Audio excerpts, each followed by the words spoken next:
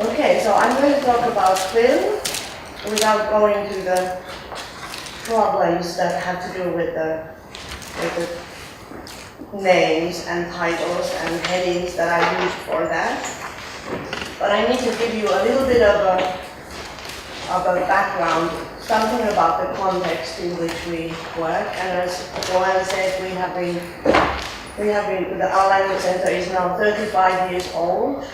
There are language centers at all universities in Finland. They were established in the late 70s when there were wise men and women who decided that Finnish might not become a world language and it's going to be necessary to have other languages. So all our degrees, all higher education degrees include compulsory language studies, and our center takes care of the students who are non-language students of other disciplines, in other words.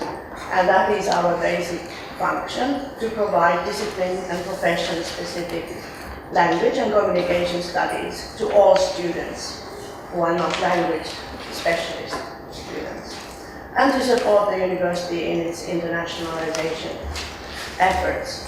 And our aims in the teaching are to promote students' development into academic experts in different languages. And we do this work in close cooperation with the faculty, so we have a liaison system. And these studies also include lifelong learning, or learner training, in other words, and ICT skills. And then our second main aim is to offer language support to students who are in the English medium programs, and pedagogical support to teachers, in other words, teachers and professors from other faculties, and who are working in the master's programs and are teaching there. So those are our main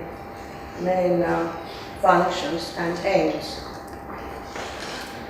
We have about 9,000 students every year, and some 500 groups also, 60 teaching staff, and contact teaching in 13 languages at academic level, meaning at B2 level or higher. And we produce about 30,000 ECTS credits a year, which is about 100 master's degrees or comparable to. So it's a big operation, a very established system, and all language centers work together, and we try to harmonize in Finland, that is, and we try to harmonize our assessment procedures, our learning outcome descriptions, and so on. In terms of the context in Finland in general, there was an audit last year of the quality of English medium programs, and we had 400 international, they're called international, but they're English medium, in fact. And why English?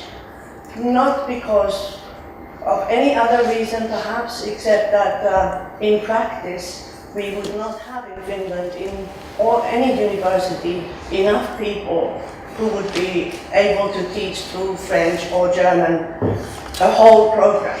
I mean, lectures, yes, modules, yes, but a full master's program, no. So that's the basic reason. In Jyväskylä we have two-year programs, 16 in total, and they represent all faculties. There is a mix of domestic and international students. The admission requirements are very strict, so it's hard to get in, whether you're a Finnish student or an international student. Education is free. There are no tuition fees for anybody, and the degree requirements are what we have in general. And mostly the teachers are Finnish teachers. So this is the context, and I hope it explains a little bit about what kinds of solutions we have come to. So this is the outline. I'll very quickly talk about what is an academic expert in our view, and then something about CLIL definitions, and then what the three challenges are, or levels, what happens when you are implementing CLIL or internationalization at the university. Then if there's time, I'll give two examples of the support systems we have, and then finish with quality issues. So what makes an academic expert? This is based on research and working life surveys and so on. And generally, what is typical of an academic expert is that they have broad conceptual understanding and factual knowledge. They have ability for critical thinking and problem solving, including autonomous work, independent work, ability for creativity and innovation, and also confidence to take action. And then they are good communicators, whatever the language. And of course, in today's world, they should be multilingual. What is the basic problem then? The basic problem is that the role of language in content learning or subject discipline learning is underestimated.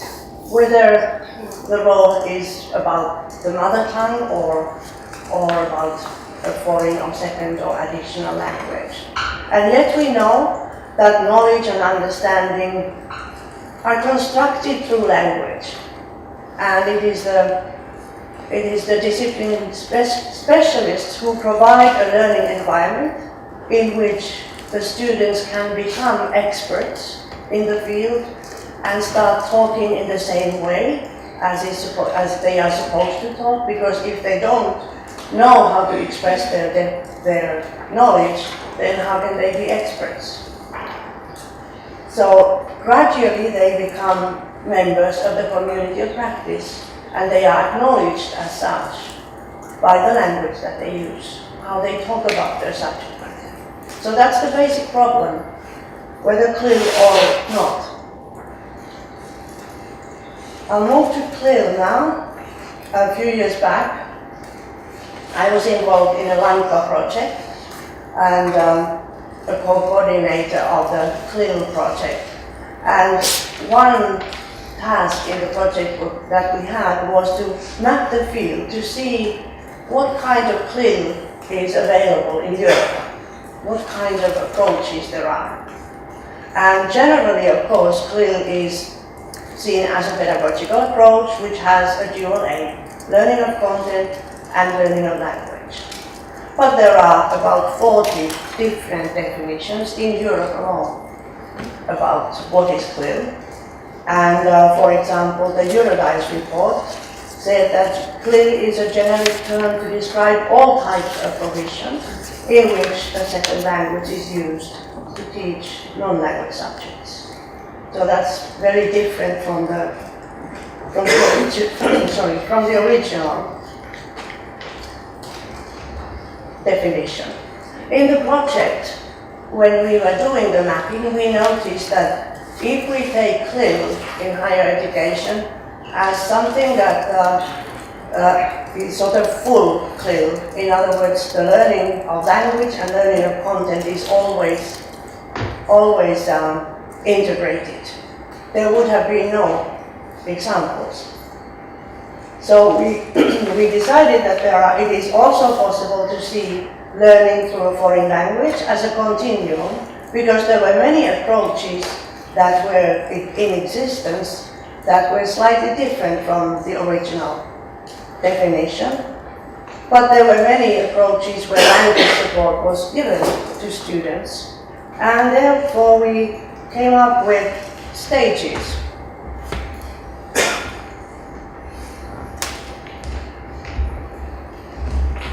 The first stage, which we called non-CLIL, was what was typical many years ago and is still typical at our university also. So the first one is that you have visiting lecturers, for example. There's no concern for language learning. The teaching is done through a foreign language or a second language. and they give individual lectures. And if somebody learns language, if the students learn language, it's incidental, not accidental, but incidental, and not systematic. The second type is what many countries had, many universities had. In other words, the LSP type or ESP type, languages for specific purposes, training, discipline-based language teaching, language specialists providing language teaching to support learning, but not necessarily in any collaboration with subject teachers. There are possible power plays, of course, status issues, and so on. The third type, which we call partial CLIL, which is actually languages for academic purposes, related to pre-sessional language courses in academic practices and in discourse in general to support students' learning in the content program that follows. So it was before a one-year program, for example, before they entered university and started their content studies. And their language learning outcomes were specified, yes, but they were specified according to content needs. And this, of course, is a big business, for example, in the UK, and particularly for Asian students. So this was language-oriented. Then we also had content-oriented CLIL types, where courses and programs were provided systematically by subject specialists to multilingual and multicultural groups. More than 25% of the teaching was done in this language, and language learning was expected due to exposure. So only because there is so much exposure, the students are bound to learn the language as well. But usually there were no specified outcomes, mainly implicit criteria, implicit aims. Then we come to adjunct CLIL, where language support is coordinated or integrated with the subject studies and takes place simultaneously. There is usually joint planning and specified outcomes and criteria for both content and language.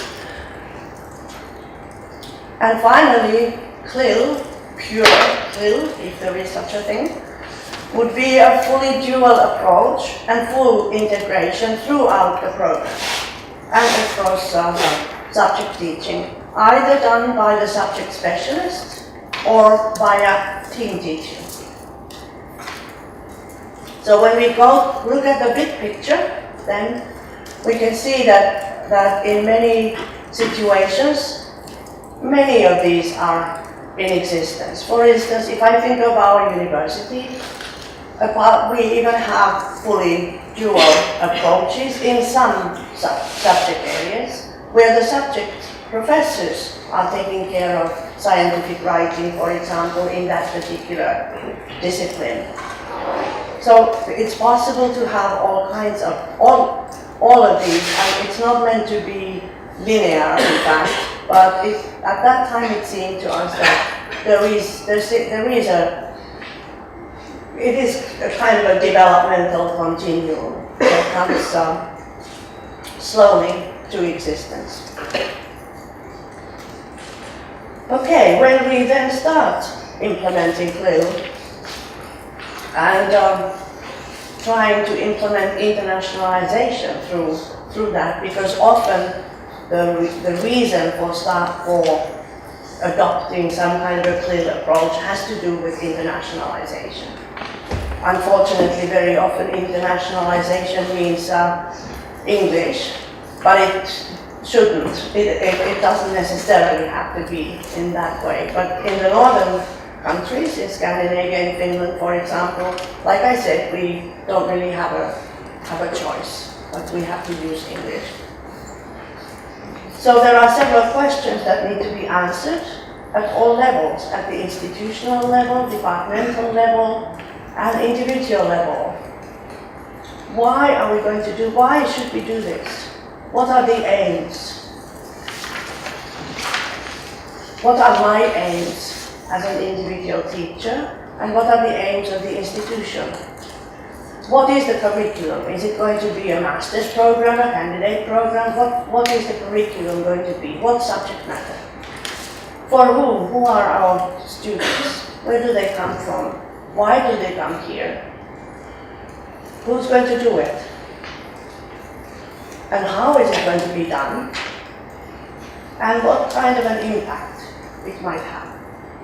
So all these issues need to be discussed if we want them to be a kind of a strategic decision and system at our institution. So let's look at what happens in the institution when we get a multilingual and multicultural student group that comes in. The first challenge. Well, first of all, new policies are going to be needed, new guidelines, new support structures, maybe new languages in the communication. There have to be new kinds of quality criteria and new indicators for success. There have to be new strategic decisions that have to do with the institutional image. What kind of an image is it going to be? And much more explicit information and communication.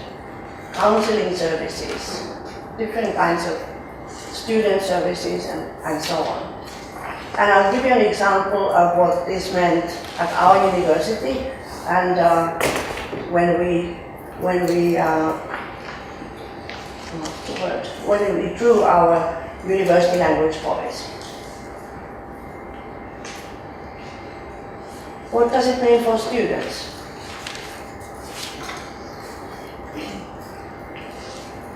New language for learning and for knowledge construction. New academic skills and competencies. In our case, for example, quite advanced ICT skills are required from student, independent learning skills, many study skills. New practices, academic practices, not always explicitly written down, but so many tacit practices. New tolerance of uncertainty. They have to tolerate the fact that they might not understand everything that is going on. They might not understand everything that the teachers are saying. And they might not understand everything that their student mates are saying. New intercultural communication skills are required. And then, of course, new requirements in research writing, because I'm talking here about the master's programs, and they all have to write a thesis. So when we did a review, an evaluation of what the student challenges might be, and according to European research, but also our internal research, the problems were in 4 areas. Learning skills, particularly information management and critical evaluation. This is a cultural thing. In critical evaluation is not acceptable or done in certain cultures at all. And it's a problem for that reason. Avoidance of plagiarism. The whole concept doesn't exist there is no word in Chinese, for example, for plagiarism. It doesn't exist. Language skills. Oral and written language skills at the required conceptual level. Because although, for example, we have very strict requirements at entry already, it does not mean that the tests that exist nowadays would be measuring the kinds of conceptual level skills that are needed in master's programs. Research skills, the whole set, understanding the research process, writing a research plan, analyzing, synthesizing, incorporating sources, etc. And intercultural skills. So those 4 areas. And then the special challenge of research writing, which is the most demanding language-related task for students and also for their teachers. Many study skills are required there. You have to know about the conventions and practices in the discipline. You have to have relatively fluent and accurate language skills, and according to research for master's level and for thesis writing, the minimum level is B2, B2 plus, or IELTS 6.5 and 7 in the TOEFL, internet-based TOEFL 110. These are the requirements at entry for our university. So when international students apply, they have to provide a standardized test result, which is at this level. Plagiarism is something that needs to be treated, because if there are poor, or if the conceptual level language skills are not good enough, then it attracts plagiarism. And plagiarism is easy, and students are poor in time management, and so on. And for teachers, it means that it's difficult to make a fair assessment if you have a student whose language skills might not yet be there at the conceptual level, but who really know the content that they are writing about or working on, from those students who are native speakers of English, because we have many, for example, African students who are native speakers of English, they write quite fluently, but there's no content. And the content teachers should be able to make a distinction between these two situations. So our language policy then has a special section on English medium instruction, and we just updated it last year, but it is actually from 2004. So I already said the required level at entry. Non-Finnish students have to learn Finnish. The learning outcomes have to be specified for all degrees, also in language and cultural studies. And there has to be systematic support on Finnish and English scientific communication. And there has to be systematic support and attention to ensure that Finnish students who are doing the English medium program also know their subject matter in Finnish.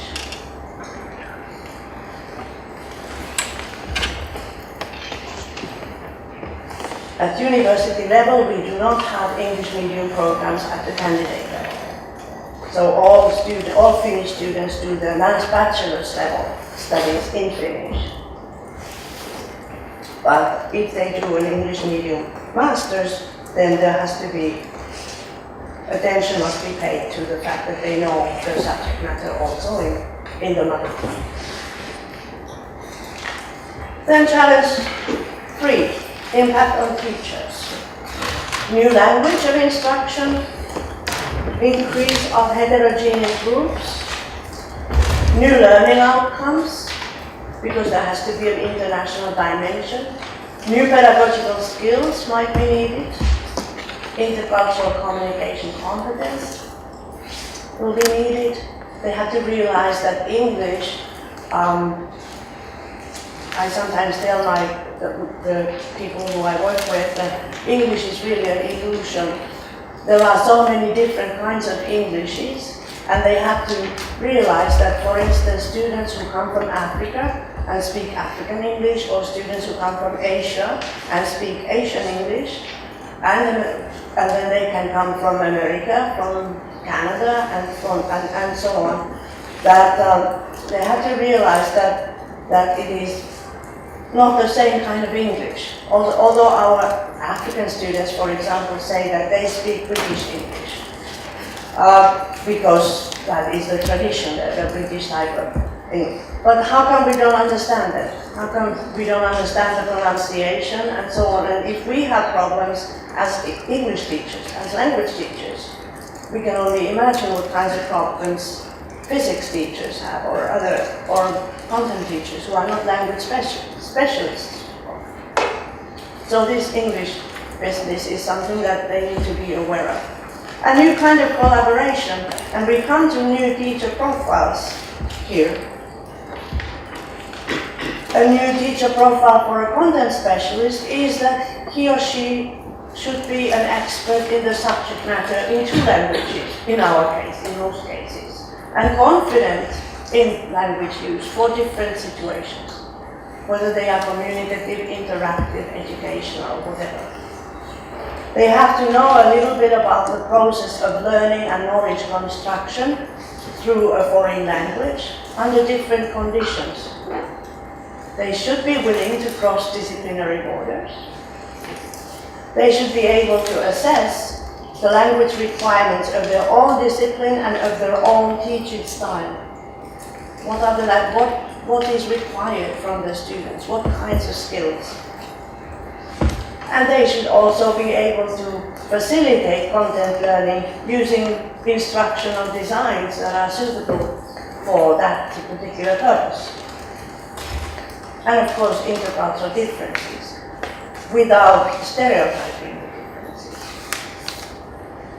But there's also a new teacher profile for language specialists who work with the content specialist in integrated programs, for example, because they too have to understand the role of language and communication in knowledge construction in different disciplines. So for example, in our case, because we teach discipline-specific studies, discipline-specific language, we should know how knowledge is constructed in that language, typically. What does it mean? We should be able to survey and monitor the special needs that these teachers and students might have, and provide consultancy if need be. And we too have to be able to cross disciplinary boundaries, and particularly in the sense that we need to learn to speak the kind of language that content teachers understand, because we don't speak the same language. When we talk about language as specialists, they think about grammar. So we need to find another way to talk about, usually we have to talk about communication. Because they say, well, language is a tool for communication. Okay, let's look at communication. What does that mean? And then we also have to be able to view language proficiency in a new way. In other words, find a balance between communicative effectiveness and language accuracy, and be able to make a distinction between the situations where accuracy is required, for example, in thesis writing, of course, and as opposed to other situations where it might not be the key thing, whether you have the right article or the right preposition. Well, prepositions are important, but because you might change the process altogether if you have to use the wrong one. But you know what I mean. So our policy also provides for this. So, and I didn't mention it, that at our university, all staff who have teaching duties have to have pedagogical studies in university pedagogy. So if they don't have them at recruitment, they have to complete these studies in 2 years, within 2 years. And the university pedagogical studies are 25 credit units, PCTS credits, and we offer a staff program for those who teach through English, and it is 10 to 15 credits, and it is part of this pedagogical program. So it is an option for those who teach in English. They should be able to, according to the policy, the international students, multilingual and multicultural students should be seen as a resource, not as a problem. Both teachers and counselors, they have to have systematic development they have to be able to take part in programs and in training where their intercultural competencies and communication skills are systematically developed. And this is the role that the language, this is our duty, our responsibility. In other words, the Language Center provides this. And also non-teaching staff who are dealing with international students in whatever situations, they also should have systematic support. So when we look at the university language policy in this sense, you can see that the Language Center has quite a lot of responsibility over this particular development. How am I doing? So we offer support to both students. I'll explain a little bit about that. I'll give you some examples. For students, the most important support course is the Integrated Research Communication and Thesis Writing course. So that is done simultaneously with the thesis seminar that the content specialists are running. And for staff support, we offer a program called TAKE, and it is about teaching academic content through English. We deal with intercultural issues, pedagogical issues, and instructional designs. And then our job is also to do evaluation and internal auditing every now and then, usually about every 5 years or so. The student support, it looks more complicated than what it is. On the upper part, you can see the subject department role. So they run a thesis seminar during the first year of the master's program. And they, of course, deal with research methodology, research plans, literature reviews, and so on, as is typical of master's programs. Down on the bottom part, you can see our role. So this is the Language Center. Our English teachers negotiate with the content teachers about the timing and timelining, the whole writing assignment system. And usually the students have to do an annotated bibliography, a research plan, a literature review, and then a thesis proposal during the first year. So by the end of the first year, they should have done these. And so the assignments and outcomes we agree upon together, and they are joined for both the content teachers and for language teachers. And during this research writing course, we deal with academic practices, conventions, information management, evaluation, referencing, argumentation, etc., from the language point of view. And then we have a joint assessment, where the focus of assessment is slightly different. The content professors, of course, look at the content more closely, and we look at the language more closely. For staff, we have a program, a one-year staff development program, where we deal with the principles of CLIL and all the issues that are related to teaching a multilingual and multicultural classroom. Of course, for instance, now we have a group of 16 participants, professors and teachers in physics, chemistry, education, psychology, social policy. I think that's it. 16 people. So of course, as language teachers or as language experts, we don't know how they do it. So our job during the program is to raise the awareness of what it means to have an international group that you are teaching, but we are actually only guiding the process of awareness development and the development of the program, because the teachers, of course, themselves design their plans, look at the instructions for the assignments and so on, and do peer reviews when we have our sessions. So they share the information and assignments, and we notice, for example, that it's quite typical for content teachers to have an assignment which says, write an essay, okay?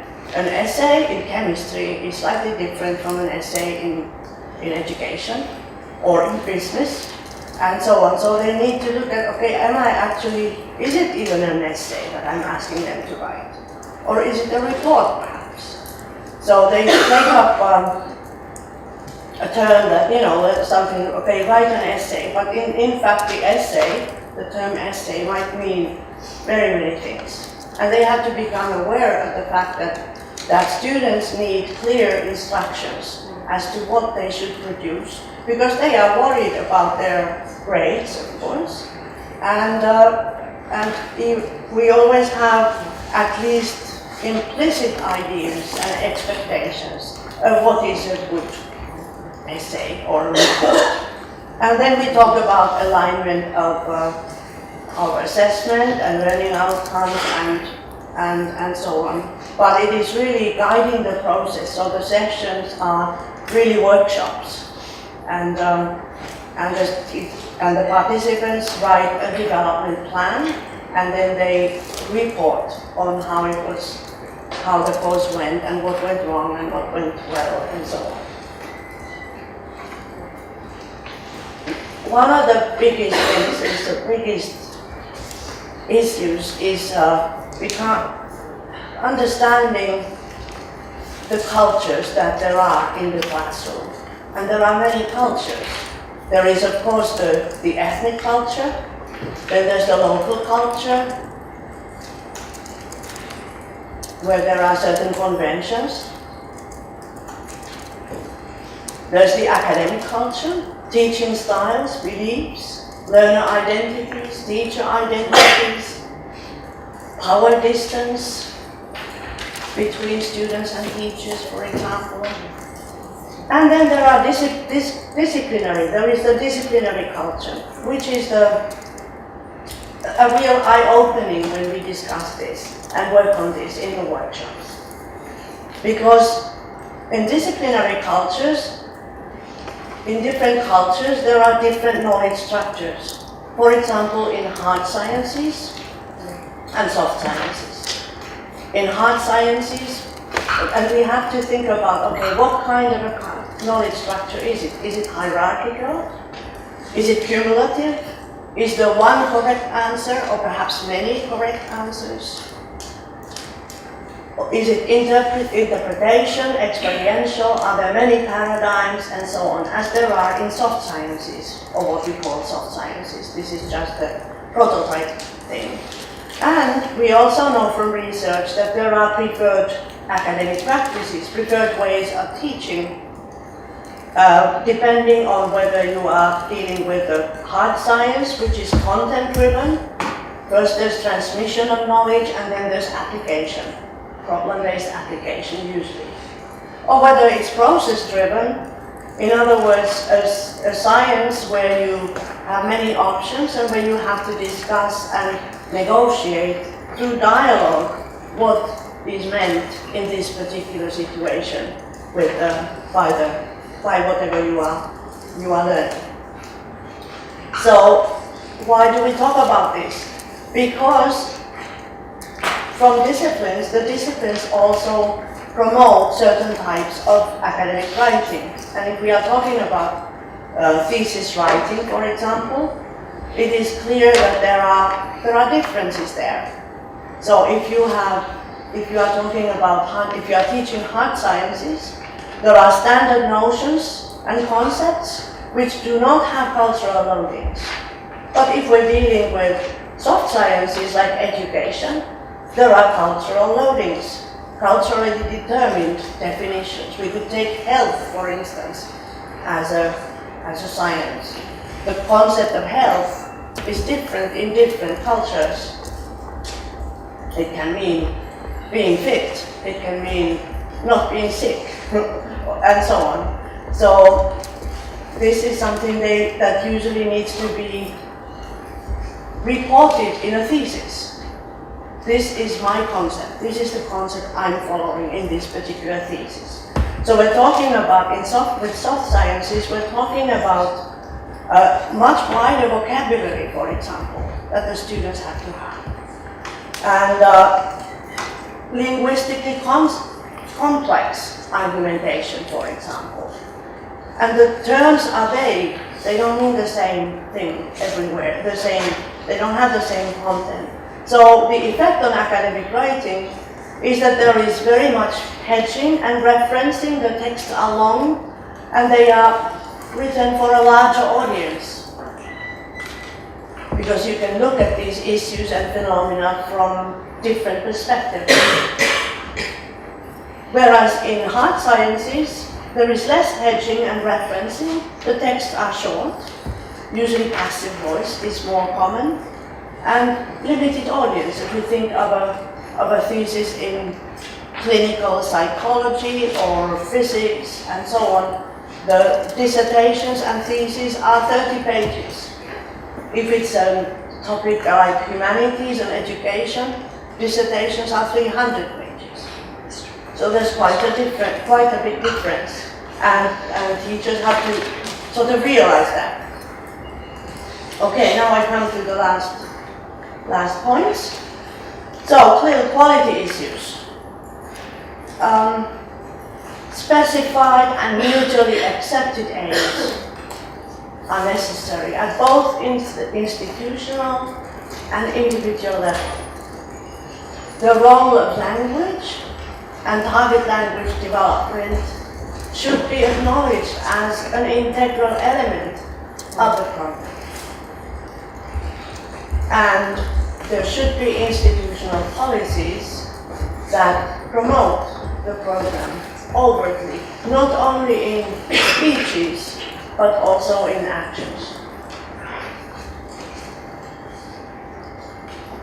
The pedagogical approach has to be learner-centered and interactive, because if the students are not using the language for their knowledge construction, then they won't learn it. They don't learn it just by listening to lectures.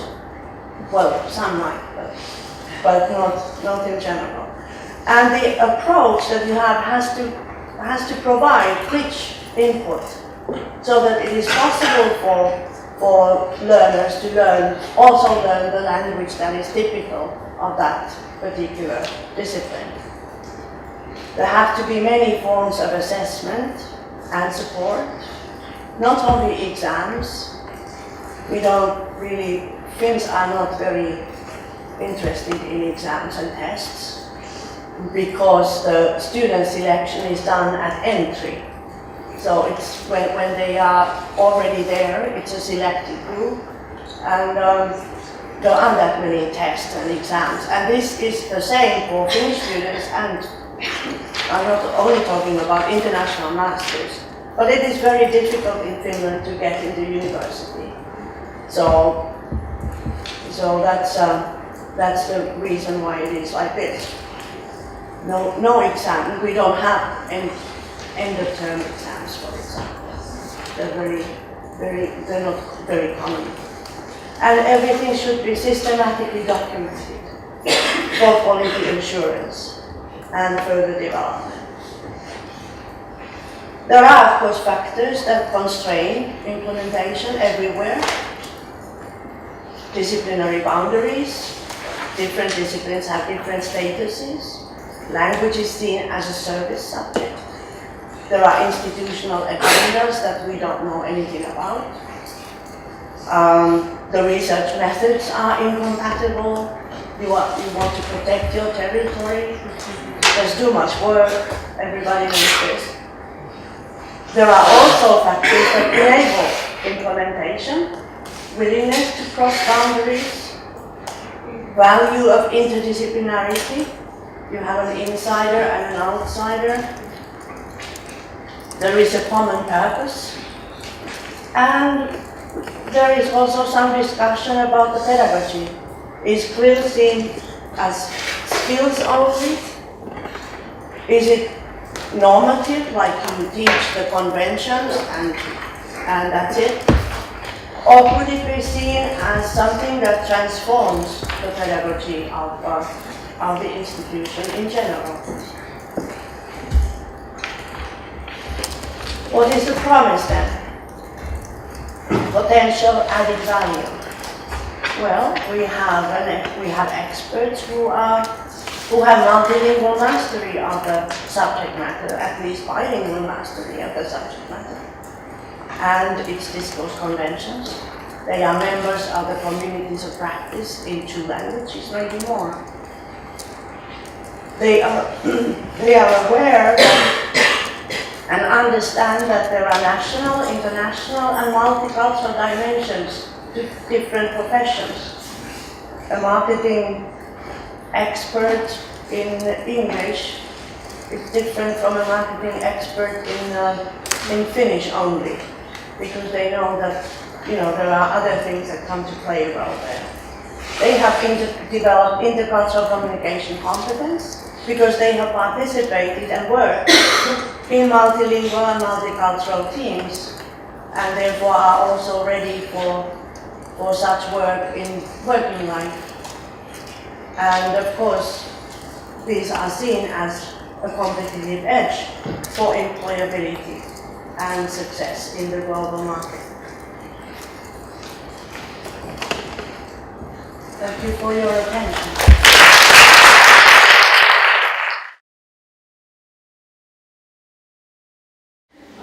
How do students appreciate the global approach? Oh, they do. They give very good feedback. Yeah, it's and they are particularly happy with for instance, with having the research writing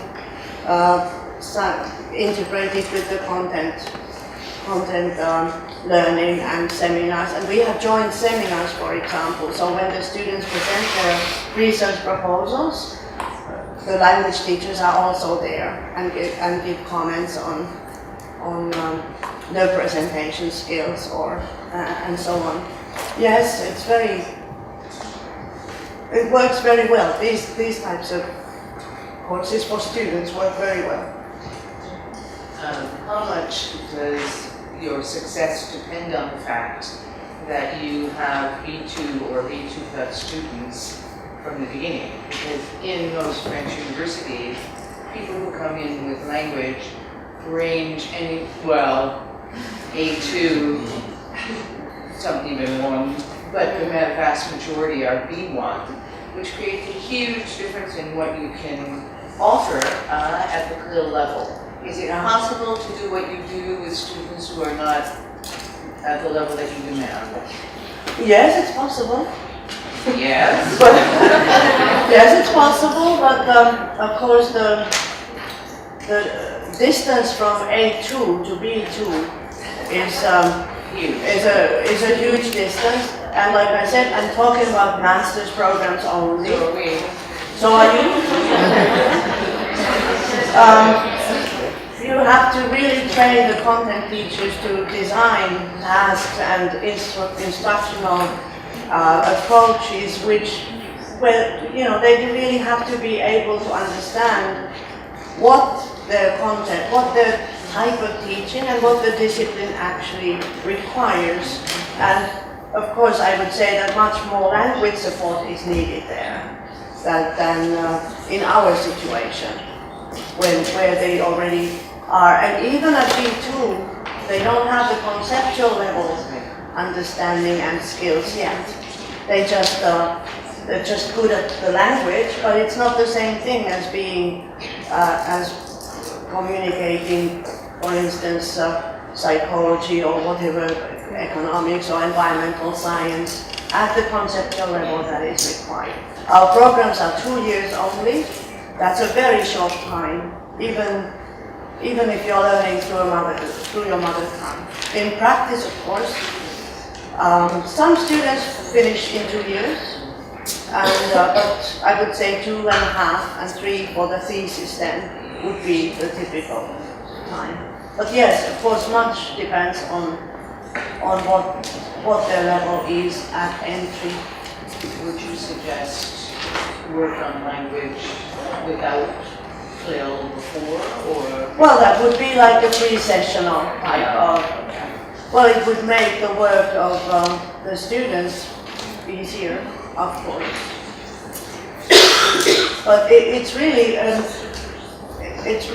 I see it as an institutional decision. It is a strategic decision, and it means that there has to be a support system for that. Whatever that support system then is, it might be pre-sessional teaching, it might be much more language support, or usually the problem is also in the study skills, that they're not, the students are not very good at study skills. And we see it very clearly because in our situation, Finnish students have had their compulsory language studies, like I said, at the candidate level, at the bachelor level.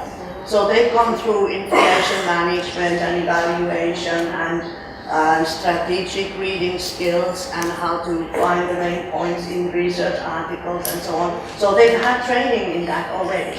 But the international students who come in have not.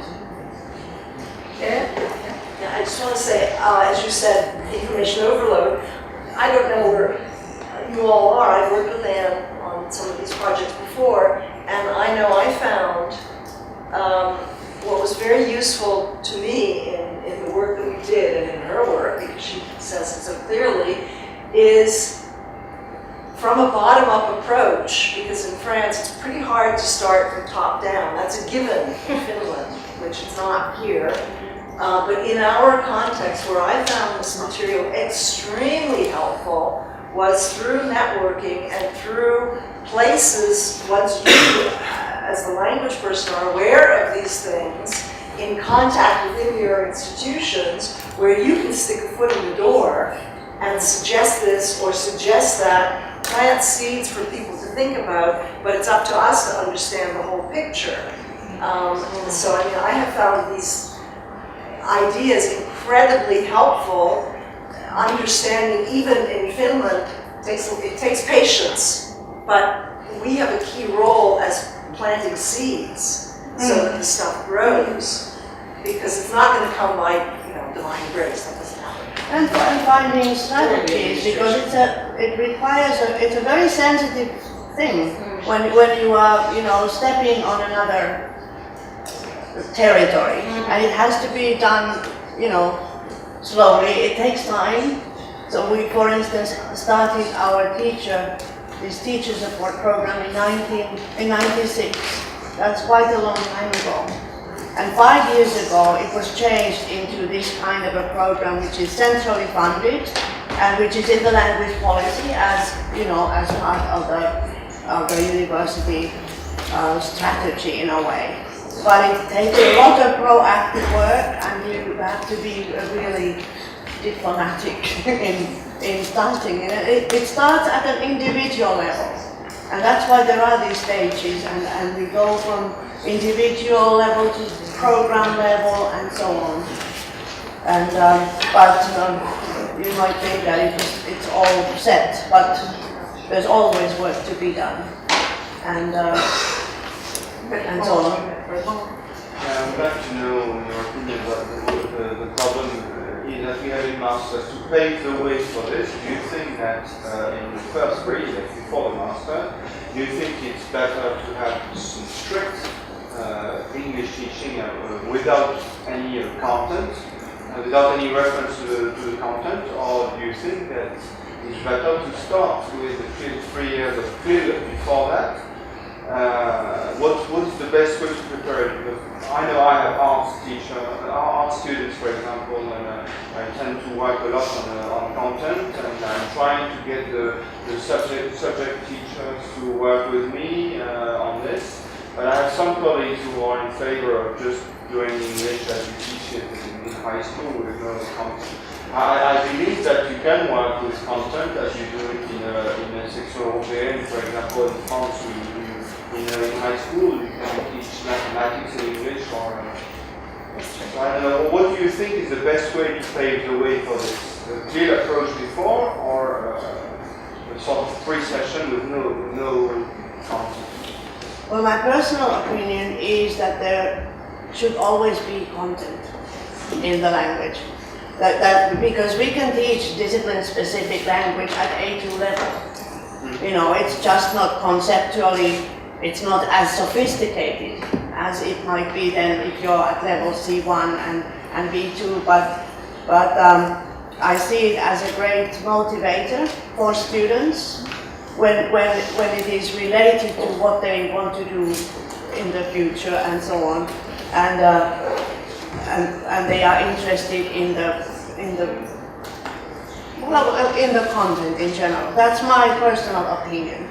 Dealing with with language only from the point of view of accuracy and vocabulary increase and so on might not be that motivating for adult learners, for students. So that's my personal opinion, because we like I said, we teach 13 languages at academic level, and the working life relation and the academic level starts to B1 level already, slowly building so that that by the end of, because sometimes our students, well, depending on what they study, the requirement of language studies, the minimum requirement is 6 credits, and the highest requirement, compulsory requirement, is 40. So for students of business and IT and some other subjects, they have to do 2 foreign languages, plus the second national language, Swedish, plus mother tongue, because mother tongue teaching is also compulsory for all degrees in Finland.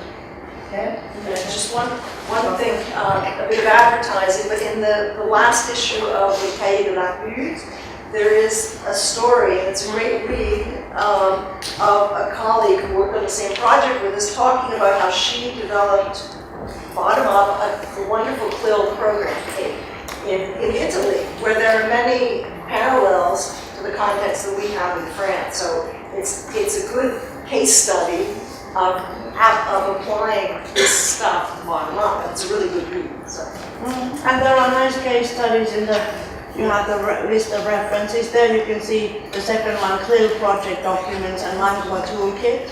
You can find it under just writing Langua, cooling Langua, for example.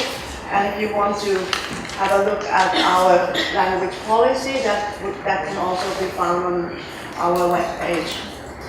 Okay, well, thank you very much, Anne, for a very interesting, complete presentation.